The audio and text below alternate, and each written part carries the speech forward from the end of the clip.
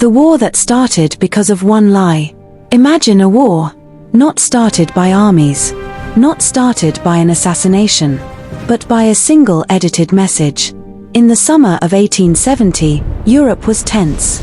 Powerful nations watched each other with suspicion. But no one expected that the spark of war would come from a few carefully chosen words sent by telegraph. Behind those words was a brilliant and ruthless strategist, Otto von Bismarck, a man who believed that sometimes the fastest way to unite a nation was through conflict. Welcome to Echoes and Tales of History by Bright. Please subscribe as we explore the astonishing story of how one manipulated message pushed Europe into war. In the late 1800s, Europe was changing rapidly. Kingdoms were rising. Empires were competing. And at the center of it all stood the powerful kingdom of Prussia. Prussia had a bold vision: unite the many German states into a single powerful empire. Leading that mission was the iron-willed chancellor, Otto von Bismarck. Bismarck was not just a politician.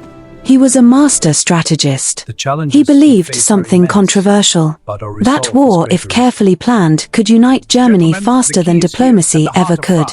But there was one obstacle standing in the way. A powerful neighbor that feared the rise of a united Germany. That rival was France. At the time, France was ruled by Napoleon III. And the French emperor had one major concern. If Germany united under Prussia, it would become the most powerful nation in Europe. Tension between the two countries was already high. All it needed was a spark.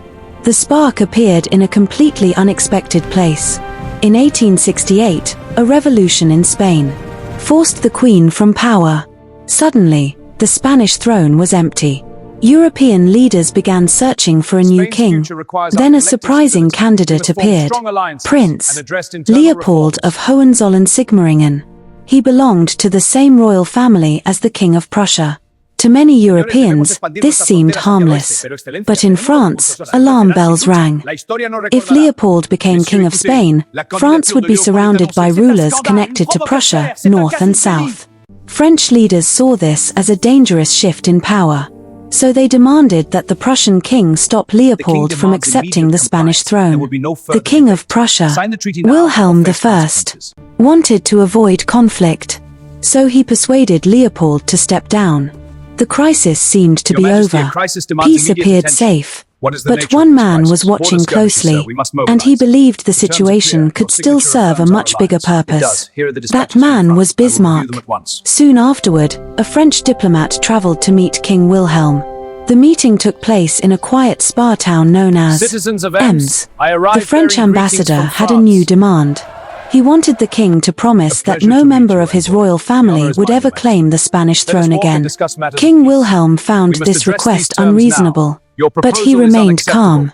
He politely declined. The meeting ended peacefully. There were no insults, no threats, just diplomacy. Afterward, the king sent a telegram to Berlin describing the conversation. The message was sent to his chancellor, Otto von Bismarck. It was meant simply as a report. But when Bismarck read the telegram, he saw something else entirely. He saw an opportunity. The original telegram was calm and respectful. It described the meeting in polite diplomatic language. But Bismarck had a bold idea. He edited the message, not by adding new words, but by removing the polite ones. He shortened the telegram, cutting away the diplomacy, leaving behind a message that sounded far more hostile than the real conversation had been. When the edited message was released to newspapers, it appeared as if the French ambassador had been publicly embarrassed, and the Prussian king had dismissed him rudely. The edited message became known as the Ems Dispatch. Within hours, newspapers across Europe published the story. In France, people were furious. In Prussia, citizens felt insulted by France's demands. Bismarck had achieved exactly what he wanted. Both sides felt provoked, and neither wanted to appear weak. The stage for war was set. Public anger exploded in France. Crowds demanded action. Politicians argued that national honor had been insulted. Only days later, in July 1870, France declared war on Prussia. The conflict would become known as the Franco-Prussian War. But Bismarck's strategy worked perfectly. Prussia appeared to be defending itself. German states rallied behind Prussia, and their well-organized army moved quickly. Battle after battle turned in Prussia's favor. France had expected a short victory. Instead, they faced a devastating defeat. The decisive moment came during the Battle of Sedan. Prussian forces surrounded the French army, and in a stunning turn of events, the French emperor himself, Napoleon III, was captured. France's government collapsed. The war was effectively over. But what happened next shocked Europe. In 1871, German leaders gathered in the grand halls of the Palace of Versailles. There, they declared the creation of a new nation, the German Empire.